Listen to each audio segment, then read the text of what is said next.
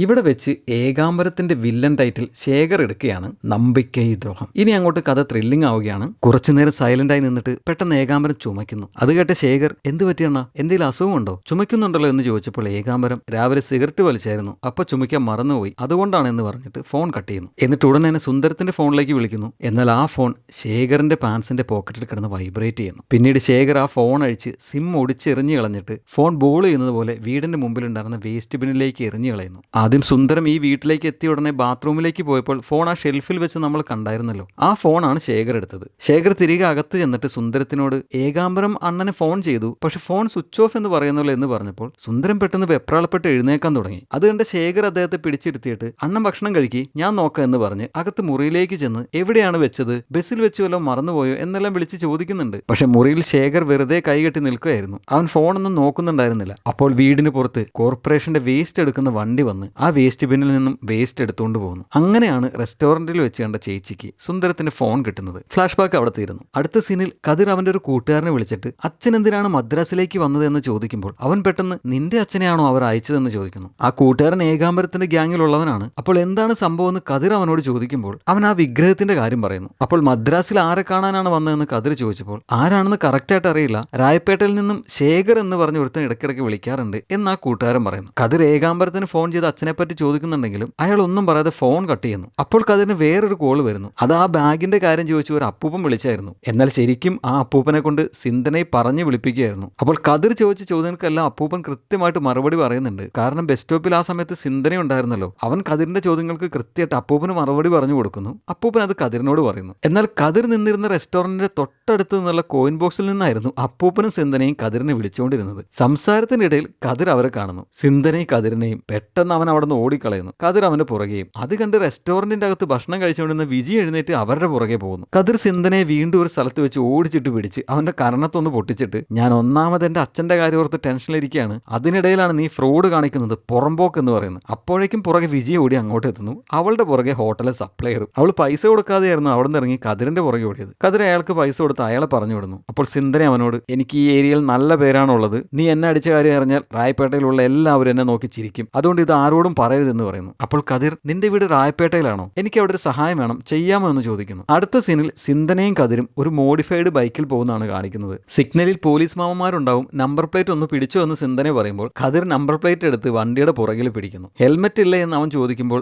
സിന്ധന അവിടെ വണ്ടി മാത്രം ഉണ്ടായിരുന്നുള്ളൂ, ഹെൽമെറ്റ് ഉണ്ടായിരുന്നില്ല എന്ന് പറയുന്നു. അവൻ ആ വണ്ടി എവിടുന്നോ അടിച്ചു മാറ്റിയതായിരുന്നു. അപ്പോൾ സിന്ധന ആരെയാണ് കാണേണ്ടതെന്ന് ചോദിച്ചപ്പോൾ ശേഖരനെയാണെന്ന് കതിർ പറയുന്നു. ഏത് ശേഖറാണെന്ന് ചോദിച്ചപ്പോൾ അവൻ അറിയില്ല എന്ന് പറയുന്നു. സിന്ധന ഉടനെ വണ്ടി നിർത്തിയിട്ട് വെറുതെ ഒരു ശേഖർ എന്ന് പറഞ്ഞാൽ എങ്ങനെയാണ് കണ്ടുപിടിക്കുന്നത്, ഇവിടെ ഒരുപാട് ശേഖറുണ്ട് എന്ന് പറയുന്നു. അപ്പോൾ കതിർ അതൊന്നും എനിക്കറിയില്ല, എന്റെ അച്ഛൻ 2 ദിവസം മുമ്പ് എന്തോ ഒരു സാധനം കൈമാറാനായിട്ട് തഞ്ചാവൂരിൽ നിന്ന് ഇങ്ങോട്ട് വന്നതാണ്, പക്ഷെ ഇപ്പോൾ അച്ഛനെ കാണാനില്ല, ഇവിടെയുള്ള ഏതോ ശേഖർ എന്ന് പറഞ്ഞ ഒരാളുടെ അടുത്തേക്കാണ് വന്നത് എന്ന് മാത്രം അറിയാം, അവനെയാണ് എനിക്ക് കണ്ടുപിടിക്കേണ്ടത് എന്ന് പറയുന്നു. അപ്പോൾ സിന്ധന നിന്റെ അച്ഛൻ കള്ളനാണ് എന്ന് ചോദിച്ചതും കതിർ അവന്റെ കർണം നോക്കി ഒന്നുകൂടി പൊട്ടിക്കുന്നു. അതോടുകൂടി കലിപ്പിലായ സിന്ധന കതിരിന്റെ കയ്യിൽ നിന്ന് നമ്പർ പ്ലേറ്റ് വാങ്ങി അവിടെ ഒന്നും ബൈക്ക് എടുത്ത് പോകാൻ തുടങ്ങുന്നു. അപ്പോൾ കതിർ നിനക്ക് എന്താണ് വേണ്ടത്, പൈസ വേണോ എന്ന് ചോദിച്ചതും സിന്ധന ഉടനെ എനിക്ക് ആ കുരങ്ങന്റെ പടമുള്ള ബാഗ് വേണം, തരുമോ എന്ന് ചോദിക്കുന്നു. അപ്പോൾ കതിർ അത് ആ പാവ മനുഷ്യൻ അയാളുടെ മകളുടെ കല്യാണത്തിന് വേണ്ടി ചേർത്ത് വെച്ച പൈസ എന്തോ ആണ്, അത് ചോദിക്കരുതെന്ന് പറയുന്നു. അപ്പോൾ സിന്ധന എല്ലാവർക്കും ഓരോരോ ആവശ്യങ്ങളുണ്ട്, എനിക്കിപ്പോൾ 1 കോടി രൂപ വേണം എന്ന് പറഞ്ഞപ്പോൾ നിനക്കെന്തിനാണ് 1 കോടി രൂപ എന്ന് കതിർ ചോദിക്കുന്നു. അപ്പോൾ സിന്ധന അത് വിട്, നിനക്ക് നിന്റെ അച്ഛനെ വേണമെങ്കിൽ എനിക്ക് ആ കുരങ്ങ് ബാഗ് വേണം എന്ന് പറയുന്നു. ഉടനെ കതിർ വിജയെ വിളിച്ചിട്ട് ആ ബാഗ് എടുത്തു വെക്കി, ഞാൻ അത് വന്ന് എടുത്തോളാം എന്ന് പറഞ്ഞ് സിന്ധനയുടെ ഒപ്പം പോകാൻ ബൈക്കിൽ കയറിയതും അവൻ കതിരിന്റെ അച്ഛനെ കാണാൻ എങ്ങനെ ഇരിക്കും എന്ന് ചോദിച്ചപ്പോൾ കതിർ അവന്റെ മൊബൈലിൽ നിന്നും സുന്ദരത്തിന്റെ ഫോട്ടോ എടുത്ത് കാണിക്കുന്നു. അപ്പോൾ സിന്ധന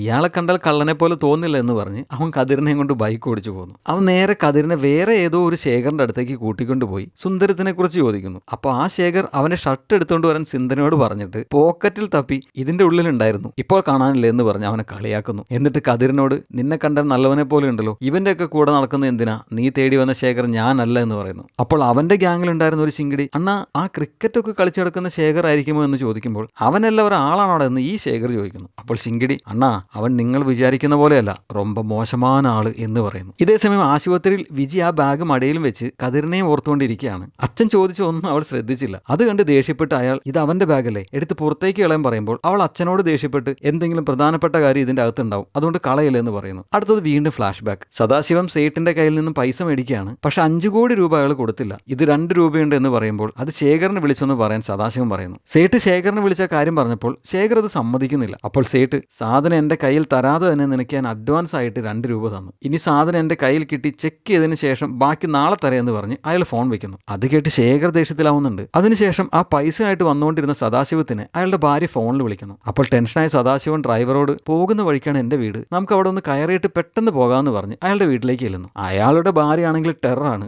ആദ്യം ശേഖർ കൊടുത്ത 10,000 രൂപ സദാശിവം അവൾക്ക് കൊടുത്തപ്പോൾ അവൾ സദാശിവത്തിന്റെ കർണത്തൊന്ന് പൊട്ടിച്ചിട്ട്, നീ എല്ലാം ഒരു ആണാണോടാ, മകളുടെ കല്യാണം ഉറപ്പിച്ചിട്ട് 10,000 രൂപയും കൊണ്ട് വന്നിരിക്കുന്നു എന്ന് ചോദിച്ച് അയാളോട് ദേഷ്യപ്പെടുന്നു. നാളെ ചെറുക്കം വീട്ടുകാർ വരുമ്പോൾ പൈസ ഇല്ല എന്നെങ്ങാനും പറഞ്ഞാൽ താലിയൂരി നിന്റെ മുഖത്തെറിഞ്ഞ് ഞാൻ എന്റെ പാട് നോക്കി പോകും എന്നെല്ലാം പറഞ്ഞ് അവൾ അയാൾ അപമാനിക്കുന്നുണ്ട്. അവിടെ നിന്നും ശേഖറിന്റെ വീട്ടിലെത്തിയ അവർ ആ പൈസ ശേഖറിനെ ഏൽപ്പിക്കുന്നു. ശേഖർ വിഗ്രഹം അവരുടെ കയ്യിൽ കൊടുത്തു വിടുന്നുണ്ട്. എന്നിട്ട് ബാക്കി പൈസ കൂടി വന്നിട്ട് നമുക്കെല്ലാം ശരിയാക്കുക എന്ന് സദാശിവത്തിനെ അവൻ ആശ്വസിപ്പിക്കുന്നുണ്ട്. എന്നിട്ട് കിട്ടിയ പൈസ ആ കുരങ്ങ് ബാഗിൽ വെച്ച് ലോക്ക് ചെയ്ത് സുന്ദരത്തിനെ ഏൽപ്പിച്ചിട്ട് സേട്ട് 2 രൂപയാണ് തന്നത്, ബാക്കി നാളെ തരുള്ളൂ, അത് മേടിച്ചിട്ട് പോകാം എന്ന് പറഞ്ഞപ്പോൾ ഏകാംബരത്തിനൊന്ന് വിളിച്ചു പറയാൻ സുന്ദരം പറയുന്നു. അപ്പോൾ ശേഖർ ഏകാംബരത്തിനോട് പറഞ്ഞിട്ടുണ്ട്, അണ്ണനോട് പറഞ്ഞില്ലേ എന്ന് ചോദിച്ചിട്ട് പെട്ടെന്ന് ഓർമ്മ വന്ന പോലെ, ഓ അണ്ണന്റെ കയ്യിൽ മൊബൈൽ ഇല്ലല്ലോ അല്ലേ എന്ന് പറയുന്നു. എന്നിട്ട് പുതിയ ഫോൺ തരാം എന്ന് പറഞ്ഞിട്ട്, അണ്ണ ഈ ബാഗ് അണ്ണന്റെ കയ്യിൽ തന്നെ വെക്കുവാണോ, അല്ലെങ്കിൽ ഞാൻ സേഫായിട്ട് അലമാരയ്ക്കുള്ളിൽ വെച്ചേക്കാം, അണ്ണന് വിശ്വാസം ഉണ്ടെങ്കിൽ മതി എന്ന് പറയുമ്പോൾ സുന്ദർ അത് സമ്മതിച്ച് ആ ബാഗ് കൊടുക്കുന്നു. ശേഖർ അത് അലമാരയിൽ വെച്ച് അടയ്ക്കുന്നുണ്ട്. ആ ഫ്ലാഷ് ബാക്കും കഴിഞ്ഞ് വീണ്ടും ആശുപത്രിയിൽ വിജയെ കാണിക്കുമ്പോൾ അവളെ കതിരന്റെ ഫ്രണ്ട് ഫോൺ ചെയ്ത് റിസപ്ഷനിലുണ്ട്, അങ്ങോട്ട് വരാൻ പറയുന്നു. അവൾ അങ്ങോട്ട് ചെന്നപ്പോൾ അവൻ കുറച്ച് പൈസ എടുത്ത് അവൾക്ക് കൊടുക്കുന്നുണ്ട്. അത് കതിർ അറേഞ്ച് ചെയ്തതാണ്. അവൾ താങ്ക്സ് പറഞ്ഞപ്പോൾ അത് കതിരിനോട് പറഞ്ഞാൽ മതി എന്ന് പറഞ്ഞ് അയാൾ പോകുന്നു. വിജി നേരെ ആ പൈസ അടക്കം കൗണ്ടറിൽ ചെല്ലുന്നു. അപ്പോൾ അകത്ത് വിജിയുടെ അച്ഛൻ ഒപ്പം ഉണ്ടായിരുന്ന അളിയനെ എന്തെങ്കിലും കഴിക്കാൻ മേടിച്ചുകൊണ്ട് വരാൻ പറഞ്ഞു വിട്ട്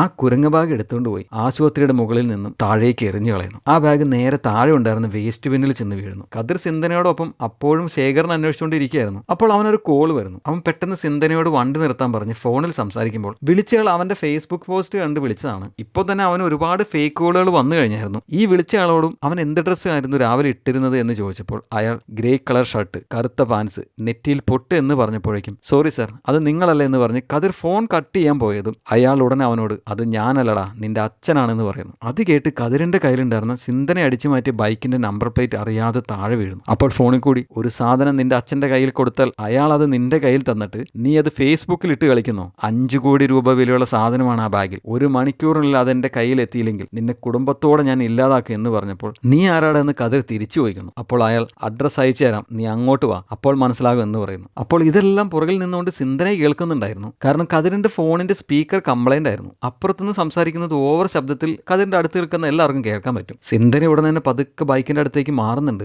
5 കോടി രൂപ വിലയുള്ള സാധനമാണ് ആ ബാഗിന്റെ അകത്തുനിന്ന് സിന്ധനെ സ്വപ്നത്തിൽ പോലും പ്രതീക്ഷിച്ചിരുന്നില്ല. അടുത്തത് വീണ്ടും ഫ്ലാഷ് ബാക്ക്. സുന്ദരൻ ചെന്നൈയിൽ എത്തിയതിന്റെ 2ാം ദിവസം രാവിലെ ശേഖറിന്റെ വീട്. സുന്ദരൻ രാവിലെ കുളിയെല്ലാം കഴിഞ്ഞ് ചന്ദനെല്ലാം തൊട്ട് ഹാളിൽ വന്നിരിക്കുന്നുണ്ട്. അപ്പോൾ ശേഖറിന്റെ ഭാര്യ ചായ ഇട്ടുതരാ എന്ന് പറഞ്ഞ് അടുക്കളയിലേക്ക് ചെല്ലുന്നു. അപ്പോൾ സദാശിവവും ആ വീട്ടിലേക്ക് എത്തുന്നുണ്ട്. ആ സമയം ഏകാംബരൻ ശേഖറിനെ ഫോണിൽ വിളിച്ച് സുന്ദരത്തെ പറ്റി എന്തെങ്കിലും വിവരം കിട്ടിയോ എന്ന് ചോദിച്ചപ്പോൾ ശേഖർ ഇല്ല എന്ന് പറഞ്ഞിട്ട് എന്റെ ആളുകളെ വിട്ട് അന്വേഷിപ്പിക്കട്ടെ എന്ന് ചോദിക്കുമ്പോൾ ഏകാംബരൻ അത് വേണ്ട എന്ന് പറയുന്നു. അപ്പോൾ ശേഖർ വിശ്വാസമുള്ള ആരെങ്കിലും വെക്കാൻ പാടില്ലായിരുന്നു അണ്ണ എന്ന് ചോദിക്കുമ്പോൾ ശരിയാണ് ശേഖരെ, അത് തന്നെയാണ് ഞാൻ ചെയ്ത തെറ്റ്, എന്തായാലും വയസ്സായ ആളല്ലേ, പോയാൽ എവിടം വരെ പോകും, കണ്ടുപിടിക്കുക എന്ന് പറഞ്ഞ് ഫോൺ വെക്കുന്നു. പക്ഷേ ഏകാംബരൻ ശേഖറിന്റെ അടുത്തേക്ക് വന്നുകൊണ്ടിരിക്കുകയായിരുന്നു. അത് ശേഖറിന് മനസ്സിലായി. അവനത് സദാശിവത്തോട് പറഞ്ഞിട്ട് വേഗം അകത്തേക്ക് എന്ന് ഭാര്യയോട് വീട്ടിൽ പോയി കുറച്ച് ദിവസം നിന്നു എന്ന് പറയുന്നു. അപ്പോൾ അവൾ പോയാൽ ഒരാഴ്ച കഴിഞ്ഞേ വരികയുള്ളൂ എന്ന് പറഞ്ഞപ്പോൾ നീ 1 മാസം കഴിഞ്ഞ് വന്നാൽ മതി എന്ന് പറഞ്ഞ് അവളെയും പിള്ളേരെയും ശേഖർ പറഞ്ഞു വിടുന്നു. എന്നിട്ട് വീടിന്റെ അകത്ത് കയറി വാതിലടച്ച് ലോക്ക് ചെയ്തിട്ട് അടുക്കളയിൽ ചെന്ന് ഒരു മുന്ത വെള്ളം എടുത്ത് അകത്തെ മുറിയിൽ കൊണ്ടുവച്ചിട്ട് ക്രിക്കറ്റ് ബാറ്റും സ്റ്റംബോളും എടുത്ത് താഴത്ത് തറയിൽ വെക്കുന്നു. എന്നിട്ട് അവിടെ കിടന്നിരുന്ന ഒരു സ്റ്റൂൾ എടുത്ത് നീക്കിയിട്ടിട്ട് TV കണ്ടുകൊണ്ടിരുന്ന സുന്ദരത്തിന്റെ മുറിയിലേക്ക് വിളിച്ച് കുറച്ച് സംസാരിക്കാനുണ്ട് എന്ന് പറഞ്ഞ് കട്ടിലിരുത്തിയിട്ട്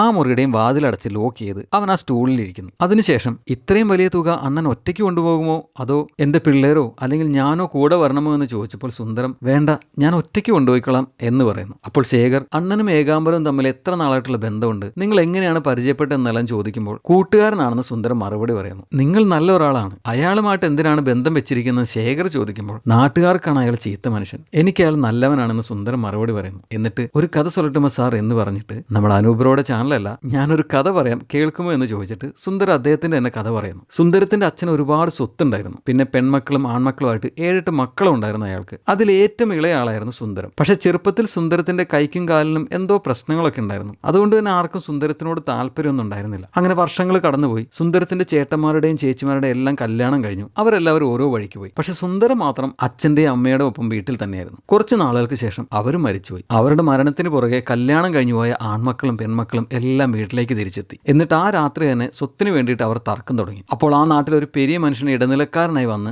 രാത്രിയിൽ തർക്കം വേണ്ട, നമുക്ക് നാളെ സംസാരിക്കാം, ഇപ്പോൾ പോയി കിടന്നുറങ്ങും എന്ന് എന്ന് പറഞ്ഞ് അവരെല്ലാം സമാധാനിപ്പിച്ചു വിടുന്നു. എന്നാൽ അന്ന് രാത്രി ഒരു കള്ളൻ ആ വീട്ടിൽ കയറുന്നു. പക്ഷേ നിർഭാഗ്യവശാൽ അവൻ പിടിക്കപ്പെടുന്നു. അവൻ അവർ കെട്ടിയിടുന്നു. പിറ്റേന്ന് ആൺമക്കളും പെൺമക്കളും വീണ്ടും സ്വത്തിനു വേണ്ടി അടിപിടി തുടങ്ങി. അങ്ങനെ അവർ ഓരോന്നായിട്ട് വീതിച്ചെടുക്കുന്നു. അവസാനം സുന്ദരത്തിന്റെ കാര്യം വന്നപ്പോൾ ഇവൻ ആരാണ് കൊണ്ടുപോകുന്നതെന്ന് ആ പെരിയ മനുഷ്യൻ ചോദിച്ചപ്പോൾ ആരും ഒന്നും മിണ്ടുന്നില്ല. കാരണം അവർക്ക് ആർക്കും അവനെ ഏറ്റെടുക്കാൻ താല്പര്യമില്ലായിരുന്നു. അപ്പോൾ ആ കള്ളം വന്നിട്ട് ഞാൻ കൊണ്ടുപോയിക്കോളാം എന്ന് പറഞ്ഞ് സുന്ദരത്തിനെ തോളിലിട്ട് കൊണ്ടുപോകുന്നു. ആ കള്ളം മറ്റാരുമായിരുന്നില്ല, ഏകാംബരമായിരുന്നു. അങ്ങനെയാണ് സുന്ദരം ഏകാംബരം തമ്മിലുള്ള സൗഹൃദം തുടങ്ങുന്നത്. എന്നിട്ട് സുന്ദരം അന്ന് ഏകാംബരം എന്റെ ജീവൻ രക്ഷിച്ചു, ഇപ്പോ നീ എന്റെ ജീവൻ എടുക്കാൻ പോവുകയാണ്, നീ എന്നെ കൊല്ലാൻ പോവുകയല്ലേ എന്ന് ശേഖരനോട് ചോദിക്കുന്നു. ഇതൊരു വല്ലാത്ത ഇമോഷണൽ സീനായിരുന്നു ഭാരതിരാജ പിന്നിട്ട്. ഇതിനിടയ്ക്ക് ഏകാംബരം ഗ്യാങ്ങുമായിട്ട് അങ്ങോട്ട് വരുന്നത് കാണിക്കുന്നുണ്ട്. അപ്പോൾ ശേഖർ സുന്ദരത്തിനോട് എന്താണ് പെട്ടെന്ന് ഇങ്ങനെ പറഞ്ഞു കളഞ്ഞത്? എനിക്ക് വേറെ വഴിയില്ല അണ്ണ, എല്ലാ സാധനങ്ങളുടെയും വില കൂടിക്കൊണ്ടിരിക്കുകയാണ്. എന്റെ കൂടെ ഉണ്ടായിരുന്നവർ കാറ്, വീട്, ഫ്ലാറ്റ് എല്ലാം വാങ്ങി പെട്ടെന്ന് പണക്കാരായി. ഇത് എനിക്ക് കിട്ടിയ ഒരേ ഒരു ചാൻസ് ആണ്, അതെങ്ങനെ ഞാൻ മിസ്സാക്കുവാണ് എന്ന് ചോദിക്കുമ്പോൾ എന്റെ മകൻ ഇവിടെയാണ് ജോലി ചെയ്യുന്നത്, അവൻ ഇങ്ങോട്ട് പോരുമ്പോൾ ഞങ്ങൾ തമ്മിൽ ചെറുതായിട്ടൊന്ന് പിടങ്ങിയിട്ടാണ് പോകുന്നത്, ഞാൻ അവനൊന്ന് വിളിച്ചോട്ടെ, നീ എന്നെ കൊല്ലാൻ പോകുന്ന കാര്യം ഞാൻ അവനോട് പറയില്ല എന്ന് സുന്ദരം പറയുമ്പോൾ സമയമില്ല അണ്ണ, ഏകാംബരം ഇങ്ങോട്ട് വന്നുകൊണ്ടിരിക്കുകയാണ് എന്ന് ശേഖർ പറയുന്നു. അപ്പോൾ സുന്ദരം നീ എന്നെക്കാളും വയസ്സിൽ ഇളയതാണ്, ഇല്ലെങ്കിൽ ഞാൻ നിന്റെ കാല് പിടിച്ചേനെ എന്ന് പറയുമ്പോൾ അങ്ങനെയൊന്നും പറയല്ലേ അണ്ണ, അണ്ണൻ ഇപ്പോൾ മകനെ കാണണം, അത്രയല്ലേ ഉള്ളൂ, ശരി ഈ വെള്ളം കുടിക്കുക എന്ന് പറഞ്ഞ് ശേഖർ സുന്ദരത്തിന് ആദ്യം കൊണ്ടുവച്ച് മൊന്തയിൽ വെള്ളം കൊടുക്കുന്നു. സുന്ദരം അത് കുടിച്ചുകൊണ്ടിരിക്കുമ്പോൾ ശേഖർ ആദ്യം കൊണ്ടുവച്ച് ക്രിക്കറ്റ് ബാറ്റ് എടുത്ത് സുന്ദരത്തിന്റെ തലക്കിട്ട് ഓങ്ങിയടിച്ച് ഒറ്റയടിക്ക് സുന്ദരത്തിനെ കൊന്നു കളയുന്നു. അതിനുശേഷം അവൻ കുളിച്ചിട്ട് ഏകാംബരം വരുമ്പോൾ എങ്ങനെ അവനോട് സംസാരിക്കണം എന്നെല്ലാം കണ്ണാടി നോക്കി റിഹേഴ്സൽ നോക്കുന്നുണ്ട്. ആ സമയം ഏകാംബരത്തിന്റെ കാർ പുറത്തു വന്ന് നിൽക്കുന്നു. ആ സമയത്താണ് ആദ്യം കതിർ റെസ്റ്റോറന്റിൽ നിന്നും അച്ഛനെ അന്വേഷിച്ച് ഏകാംബരത്തിന് വിളിച്ചത്. അപ്പോൾ അയാളൊന്നും മിണ്ടാതെ കോൾ കട്ട് ചെയ്ത് ആദ്യം നമ്മൾ കണ്ടായിരുന്നല്ലോ, പക്ഷെ ആ കോൾ അറ്റൻഡ് ചെയ്തത് അയാളുടെ അളിയനായിരുന്നു. അങ്ങനെ ഏകാംബരവും ഗ്യാങ്ങും ശേഖറിന്റെ വീടിനകത്തേക്ക് വരുന്നു. ഏകാംബരം ഇരുന്നിട്ട് ഒരു കസേര എടുത്തിട്ടിട്ട് ശേഖറിനോട് അതിൽ വന്നിരിക്കാൻ പറയുന്നു. അപ്പോൾ ശേഖർ നിങ്ങൾ വരുമെന്ന് എനിക്ക് അറിയാമായിരുന്നു അണ്ണ എന്നൊന്നും അറിയാത്ത മാതിരി ചിരിച്ചുകൊണ്ട് ഏകാംബരത്തിനോട് പറഞ്ഞിട്ട് അയാൾ കിട്ടിയോ, എവിടെയെങ്കിലും അന്വേഷിച്ചു എന്ന് ചോദിക്കുന്നു. അപ്പോൾ ഏകാംബരം എന്തായാലും അയാൾ സാധനം എടുത്തുകൊണ്ട് മദ്രാസിൽ വന്നിട്ടുണ്ട്, നിന്റെ അടുത്ത് വന്നിട്ടില്ല, വേറെ എവിടെ പോകാനായിരിക്കും ചാൻസ് എന്ന് ശേഖറിനോട് ചോദിക്കുന്നു. അപ്പോൾ ശേഖർ സാധനം വിൽക്കാനാണെങ്കിൽ സൗക്കാർപേട്ടിൽ ഒരു സ്ഥലമുണ്ട്, ഇനി സാധനം എടുത്ത് എവിടെയെങ്കിലും ഒളിക്കാനാണെങ്കിൽ ഗിണ്ടി സൈഡിൽ ഒരു സ്ഥലമുണ്ട് എന്ന് പറഞ്ഞതും ഉടനെ തന്നെ ഈ രണ്ട് സ്ഥലത്തേക്കും ഏകാംബരം അവന്റെ ഓരോ ആൾക്കാരെ അയക്കുന്നു. എന്നിട്ട് ഏകാംബരം അവന്റെ അളിയനും ശേഖറിന്റെ വീട്ടിൽ വെയിറ്റ് ചെയ്യുന്നുണ്ട്. അളിയൻ മൊബൈലിൽ ഫേസ്ബുക്കിൽ തോണ്ടിക്കൊണ്ടിരിക്കുകയാണ്. അവർ അങ്ങനെ അവിടെ വെയിറ്റ് ചെയ്തിരിക്കുന്നതിന് ഇടയിലാണ് കതിർ ആദ്യം സിന്ധനേനെ റെസ്റ്റോറന്റിന് മുമ്പിൽ നിന്ന് ഓടിച്ചിട്ട് പിടിച്ചതും അവനോട് ശേഖർ എന്ന ആളിനെ കണ്ടുപിടിക്കാൻ സഹായിക്കണം എന്ന് പറഞ്ഞതും സിന്ധനെ കതിറിനെയും കൂട്ടി വേറെ ശേഖറിന്റെ അടുത്ത് എന്നതും വിജിയുടെ അച്ഛൻ ആ കുരങ്ങ് ബാഗ് എടുത്ത് ആശുപത്രിയുടെ മുകളിൽ നിന്ന് താഴെ വേസ്റ്റ് ബിന്നിലേക്ക് ഇട്ടതും എല്ലാം വീണ്ടും ശേഖറിന്റെ വീട് കാണിക്കുമ്പോൾ ഫേസ്ബുക്കിൽ തോണ്ടിക്കൊണ്ടിരുന്ന ഏകാംബരത്തിന്റെ അളിയൻ പെട്ടെന്ന് അതിൽ കതിരിട്ട് ആ കുരങ്ങ് ബാഗിന്റെ പോസ്റ്റ് കാണുന്നു. അത് കണ്ട് ദേഷ്യത്തിൽ അവൻ ആ പോസ്റ്റ് ഏകാംബരത്തിന് കാണിച്ചു കൊടുത്തിട്ട് ഇപ്പോൾ ഞാൻ പറഞ്ഞ സത്യമായില്ലേ, അയാൾ ആപ്പ് വെച്ചത് കണ്ടോ, അച്ഛനും മകനും ചേർന്നുള്ള നാടകമാണിതെന്ന് പറയുന്നു. അങ്ങനെയാണെങ്കിൽ എന്തിനാണ് ആ ഫേസ്ബുക്കിൽ ഫോട്ടോ ഇടുന്നതെന്ന് ഏകാംബരം അവനോട് ചോദിച്ചിട്ട് 1 മണിക്കൂറിനുള്ളിൽ അവൻ ആ ബാഗ് മാറ്റി ഇവിടെ വരണം എന്ന് പറയുന്നു. അങ്ങനെ ഏകാംബരത്തിന്റെ അളിയനാണ് ആദ്യം കതിറിനെ വിളിച്ച് അവന്റെ അച്ഛന്റെ അടയാളങ്ങൾ പറഞ്ഞിട്ട് അഡ്രസ് അയച്ചു തരാം, 1 മണിക്കൂറിനുള്ളിൽ നീ ഇവിടെ വരണം എന്ന് പറഞ്ഞത്. അങ്ങനെ ഫ്ലാഷ് ബാക്ക് വീണ്ടും തീർന്നു. കതിറിനെ ഫോൺ ചെയ്ത് പറഞ്ഞ കാര്യം ഏകാംബരത്തിനോട് അളിയൻ പറയുന്നുണ്ട്. അപ്പോൾ അയാൾ ബാഗ് വരട്ടെ, അപ്പോൾ സത്യങ്ങളെല്ലാം അറിയാലോ എന്ന് പറഞ്ഞ് വെയിറ്റ് ചെയ്യുന്നു. ഇതെല്ലാം കണ്ട് ശേഖർ ടെൻഷൻ ആവുന്നുണ്ട്. കതിറിനെ കാണിക്കുമ്പോൾ അവൻ വേഗം സിന്ധനയോടൊപ്പം ബൈക്കിൽ കയറി അംബിക ഹോസ്പിറ്റലിലേക്ക് പോകാൻ പറയുന്നു. അപ്പോൾ 5 കോടി രൂപയുടെ മുതൽ എന്ന് കേട്ട് വണ്ടടിച്ച സിന്ധനെ പെട്ടെന്ന് കതിറിനോട് അവന്റെ കയ്യിൽ നിന്നും താഴെ വീണ ബൈക്കിന്റെ നമ്പർ പ്ലേറ്റ് എടുക്കാൻ പറയുന്നു. കതിർ അത് എടുക്കാൻ ഇറങ്ങിയതും സിന്ധനെ പെട്ടെന്ന് ബൈക്ക് സ്റ്റാർട്ട് ചെയ്ത് ബാഗ് അംബിക ഹോസ്പിറ്റലല്ലേ ഞാൻ എടുത്തോളാം എന്ന് പറഞ്ഞ് ബൈക്ക് ഓടിച്ച് അവിടെ നിന്ന് എസ്കേപ്പ് ആവുന്നു. അവൻ ഉറങ്ങണമെങ്കിൽ 1 കോടി രൂപ വേണമല്ലോ. ഇപ്പോൾ 5 കോടി രൂപയുടെ മുതലാണ് കിട്ടാൻ പോകുന്നത്. അത് സ്വപ്നം കണ്ടുകൊണ്ടാണ് അവൻ ബൈക്ക് ഓടിച്ചു പോകുന്നത്. പക്ഷെ കുറച്ചു നേരം ചെന്നപ്പോഴേക്കും ആ ബൈക്ക് നിന്ന് പോകുന്നു. സിന്ധനെ കലിപ്പിലാവുന്നുണ്ട്. ഇതേസമയം വേറൊരാളുടെ ബൈക്ക് ലിഫ്റ്റ് അടിച്ച് ആശുപത്രിയിലേക്ക് പോകുന്ന കതിറിനെ കാണിക്കുന്നു. എന്നാൽ പകുതി വഴി വരെ എത്തിയപ്പോൾ അയാൾ വേറെ വഴിക്ക് തിരിഞ്ഞുപോയി. ബാക്കി ദൂരം കതിർ വേഗത്തിൽ നടന്നു പോയിക്കൊണ്ടിരിക്കുകയാണ്. പോകുന്ന വഴി അവൻ അറിയാതെ ഒരാളുടെ ദേഹത്ത് തട്ടുന്നു. അയാളുടെ കയ്യിലുണ്ടായിരുന്ന സഞ്ചിയെല്ലാം താഴെ വീഴുന്നുണ്ട്. അപ്പോൾ നോക്കി പോയിക്കൂടെ എന്ന് അയാൾ ചോദിച്ചപ്പോൾ സോറി സാർ എന്ന് പറഞ്ഞ് കതിർ തിരിഞ്ഞപ്പോഴാണ് അത് സദാശിവമായിരുന്നു. അപ്പോൾ കതിർ എന്റെ അച്ഛനെവിടെ, അദ്ദേഹത്തിന്റെ കയ്യിലിരുന്ന ബാഗ് നിന്റെ കയ്യിൽ എങ്ങനെ വന്നു എന്നല്ല അയാളോട് ചോദിച്ചപ്പോൾ സദാശിവം നീ ആരാണെന്ന് അറിയാത്തതുപോലെ അവനോട് ചോദിക്കുന്നു. പക്ഷെ കതിർ സദാശിവം മൽപ്പിടുത്തം നടത്തി അയാളെ തല താഴേക്ക് വീഴ്ത്തുന്നു. എന്നിട്ട് അവിടെ ഉണ്ടായിരുന്ന ഒരു പലക വെച്ച് അവന്റെ അച്ഛനെ കുറിച്ച് ചോദിച്ച് അയാളെ തലങ്ങും വിലങ്ങും അടിക്കുന്നുണ്ട്. അങ്ങനെ അടി കിട്ടുന്നതിന്റെ ഇടയിൽ അയാൾ പെട്ടെന്ന് എന്തോ കണ്ടിട്ട് ദൂരേക്ക് പതുക്കെ കൈ ചൂണ്ടുന്നു. അപ്പോൾ വീണ്ടും ഫ്ലാഷ് ബാക്ക് ശേഖറിന്റെ വീട്. അവൻ സുന്ദരത്തിനെ കൊന്നതിന് ശേഷം ഹോളിൽ വന്നിരുന്ന് ടിവിയിൽ ക്രിക്കറ്റ് കളി കാണുകയാണ്. കൂടെ സദാശിവമുണ്ട്. അപ്പോൾ ശേഖറിന്റെ ശിങ്കിടി ഒരു വലിയ കത്തിയെടുത്ത് ആ മുറിയിൽ വെച്ച് സുന്ദരത്തിന്റെ ബോഡി കഷ്ണങ്ങളാക്കുന്നു. തല മാത്രം പീസാക്കിയില്ല. അപ്പോൾ അതിനൊരു ബാഗ് വേണം അവൻ ശേഖറിനോട് പറയുന്നുണ്ട്. അവൻ കണ്ടിച്ച ഭാഗങ്ങളെല്ലാം ശേഖർ ചെറിയ ഗാർബേജ് ബാഗുകളാക്കി കെട്ടുന്നു. അപ്പോൾ ശിങ്കിടി ശേഖറിനോട് പറയുന്നുണ്ട് സദാശിവത്തെയും എന്തെങ്കിലും ചെയ്യണം, ഇല്ലെങ്കിൽ അയാൾ എസ്കേപ്പ് ആവുമെന്ന്. ശേഖർ ഉടനെ ആ കുരങ്ങ് ബാഗിൽ ഉണ്ടായിരുന്ന പൈസ എല്ലാം എടുത്ത് അലമാരയിൽ വെച്ചിട്ട് ആ ബാഗിൽ സുന്ദരത്തിന്റെ ബോഡി പാർട്സ് കെട്ടിവെച്ചിരുന്ന ഒരു ഗാർബേജ് ബാഗ് എടുത്ത് വെച്ചിട്ട് കൂടെ സുന്ദരത്തിന്റെ ഡ്രസ്സും ചെരുപ്പും വെച്ച് ആ ബാഗ് ലോക്ക് ചെയ്ത് സദാശിവത്തിനെ ഏൽപ്പിച്ചിട്ട് അത് എവിടെയെങ്കിലും കൊണ്ടുപോയി കളയാൻ പറഞ്ഞ് മകളുടെ കല്യാണത്തിന് 6 ലക്ഷം രൂപ അയാൾക്ക് കൊടുക്കുന്നു. അയാൾ അയാൾ അത് സന്തോഷത്തോടെ മേടിച്ച് പോക്കറ്റിലിട്ട് ആ ബാഗുമായി പോകുന്നു. അങ്ങനെ ആ ബാഗുമായി പോകുമ്പോഴാണ് ബസ് സ്റ്റോപ്പിൽ വെച്ച് കതിരിനെ കണ്ടതും പുറകെ സിന്ധനെ ആ ബാഗ് തട്ടിപ്പറിച്ചുകൊണ്ട് ഓടിയതും അതിൽ അച്ഛന്റെ ബോഡിയാണെന്ന് അറിയാതെ കതിർ സിന്ധനയെ ഓടിച്ചിട്ട് പിടിച്ച് അത് തിരിച്ചുകൊണ്ട് വന്നതും. അതുകൊണ്ടാണ് കതിർ തിരിച്ചെത്തിയപ്പോഴേക്കും സദാശിവം അവിടെ നിന്ന് എസ്കേപ്പ് ആയതും. ഫ്ലാഷ് ബാക്ക് എല്ലാം ഇതോടുകൂടി തീരുന്നു. തിരിച്ച് സദാശിവത്തിനെയും കതിരിനെയും കാണിക്കുമ്പോൾ സദാശിവം കൈ ചൂണ്ടിയത്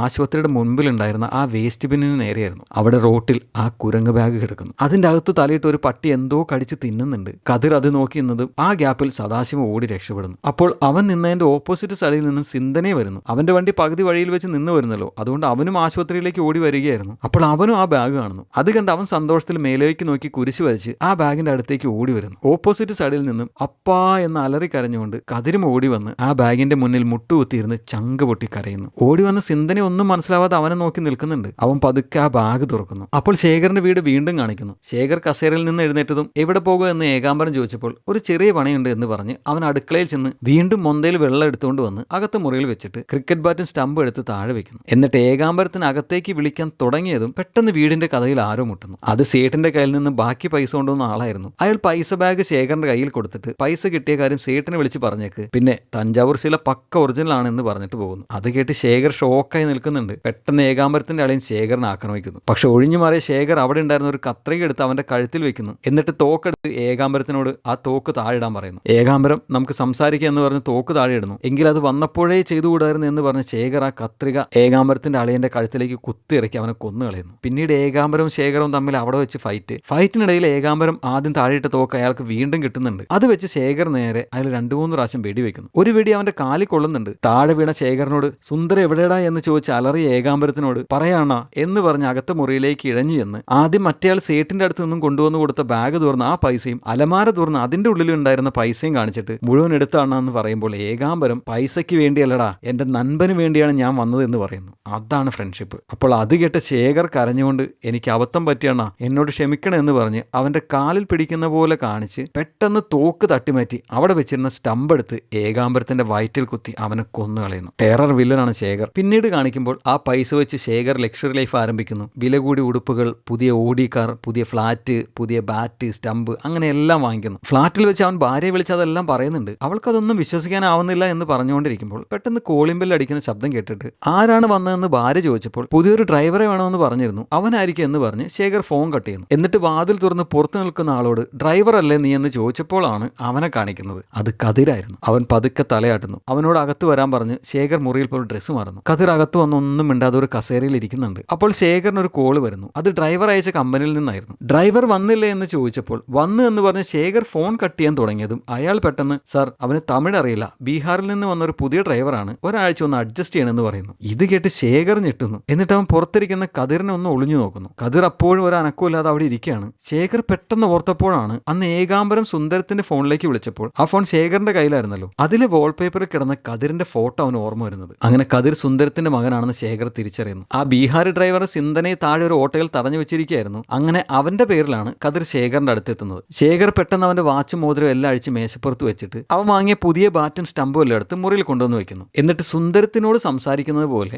അവന്റെ തന്നെ വിരൽ നോക്കി അണ്ണൻ അന്വേഷിച്ച് അണ്ണന്റെ മകൻ വന്നിട്ടുണ്ട്. അപ്പോൾ സുന്ദരം പറയുന്ന പോലെ അവൻ വിരൽ വെച്ച് അനിയ ശേഖർ, അവൻ എന്റെ ഒറ്റ മോനാണ്, അവനൊന്നും ചെയ്യരുതെന്ന് പറഞ്ഞുകൊണ്ടിരിക്കുമ്പോൾ പെട്ടെന്ന് പിന്നിൽ നിന്നും കതിർ ആ ബാറ്റുകൊണ്ട് ശേഖറിനെ തലക്കടിച്ച് വീഴ്ത്തുന്നു. എന്നിട്ട് ക്ലോസറ്റിലെ വെള്ളത്തിൽ അവന്റെ മുഖം പിടിച്ച് മുക്കി അവനെ ശ്വാസം മുട്ടിക്കുന്നുണ്ട്. പിന്നീട് ഒരു കസേരയിൽ അവനെ കെട്ടിയിട്ടിട്ട് എന്റെ അച്ഛൻ എന്തിനാടാ കൊന്നതെന്ന് ചോദിച്ചപ്പോൾ 5 കോടി രൂപ കിട്ടിയാൽ എന്റെ അച്ഛനെ തന്നെ ഞാൻ കൊല്ലും, അപ്പൊ നിന്റെ അച്ഛനെ കൊല്ലാതിരിക്കുമോ? കാറും ബംഗ്ലാവും എല്ലാം സമ്പാദിച്ച് എന്നുണ്ടാക്കാനാണെന്ന് ശേഖർ പറയുന്നു. അപ്പോൾ കതിർ പണത്തിന്റെ രുചി നീ അറിഞ്ഞു, മരണത്തിന്റെ വേദന ഒരു പ്രാവശ്യം അറിഞ്ഞു നോക്കി എന്ന് പറയുന്നു. അപ്പോൾ ശേഖർ എന്റെ മകൻ ഇവിടെ അടുത്ത് തന്നെ ഉണ്ട്, അവൻ ഒരു പ്രാവശ്യം കണ്ടിട്ട് വരാം, നീ എന്നെ കൊല്ലാൻ പോകുന്ന കാര്യം ഞാൻ അവനോട് പറയില്ല എന്ന് പറഞ്ഞിട്ട് പെട്ടെന്ന് ഇതുപോലെയാണ് നിന്റെ അച്ഛൻ ഞാൻ അവനെ കൊല്ലാൻ പോയപ്പോൾ എന്നോട് കെഞ്ചിയത്, അതുപോലെ ഞാനും നിന്നോട് കെഞ്ചിയെന്ന് വിചാരിച്ചു എന്ന് ശേഖർ പറയുന്നു. ഞാൻ നിന്റെ അച്ഛനെ കൊന്നു, നീ എന്നെ കൊല്ലുന്നു, അത്രേ ഉള്ളൂ, അതല്ലാതെ നിനക്ക് വേറെ എന്ത് ചെയ്യാൻ പറ്റുമോ എന്ന് ചോദിക്കുമ്പോൾ കതിർ അത് കേട്ട് വല്ലാതെ ടെൻഷൻ ആവുന്നുണ്ട്. പിന്നീട് അവൻ താഴെ സിന്ധനയുടെ അടുത്തേക്ക് ചെല്ലുന്നു. സിന്ധനെ ആ ഓട്ടോയിൽ നിന്നും ഒരു ട്രോളി ബാഗ് എടുത്ത് കതിരിന് കൊടുക്കുന്നു. അവൻ അതുമായിട്ടും വീണ്ടും മുകളിലേക്ക് പോകുന്നു. പിന്നീട് കാണിക്കുന്നത് ഒരു അഴുക്ക് ചാലിലേക്ക് ആ ട്രോളി ബാഗ് എറിഞ്ഞു കളയുന്ന കതിരിനെയും സിന്ധനേനെയാണ്. ആ ബാഗ് അഴുക്ക് ചാലിലേക്ക് താഴ്ന്നു പോകുമ്പോൾ മുകളിൽ കുമളയോടൊപ്പം ചോരയും തെളിയുന്നു. അടുത്ത സീനിൽ ശേഖറിന്റെ ഭാര്യയെ കാണിക്കുമ്പോൾ അവൾ ശേഖറിന് ശേഖറിനെ ബാത്റൂമിൽ നിന്നും കൊണ്ടുവന്ന ഒരു പായൽ കിടത്തുകയാണ്. അപ്പോൾ അവനെ കാണിക്കുമ്പോഴാണ് നമ്മൾ ഞെട്ടുന്നത്. അവന് 2 കൈയും 2 കാലും ഉണ്ടായിരുന്നില്ല. കതിർ അത് വെട്ടിയെടുത്തിരുന്നു. അതായിരുന്നു ആ ട്രോളി ബാഗിലാക്കി കതിരും സിന്ധനയും അഴുക്ക് ചാലിലേക്ക് എറിഞ്ഞു കളഞ്ഞത്. എന്നെ കൊല്ലുന്നതല്ലാതെ നിനക്ക് വേറെ എന്ത് ചെയ്യാൻ പറ്റുമെന്ന് ശേഖർ കതിരിനോട് ചോദിച്ചല്ലോ. എന്നാൽ മരണത്തിന് അപ്പുറമുള്ള ശിക്ഷയായിരുന്നു കതിർ അവന് കൊടുത്തത്. അപ്പോൾ ശേഖറിന്റെ ഭാര്യയ്ക്ക് ഒരു ഫോൺ വരുന്നു. അതിൽ കൂടി അവൾ രമേശ് എന്ന ആളോട് സംസാരിക്കുന്ന ശേഖർ കേൾക്കുന്നുണ്ട്.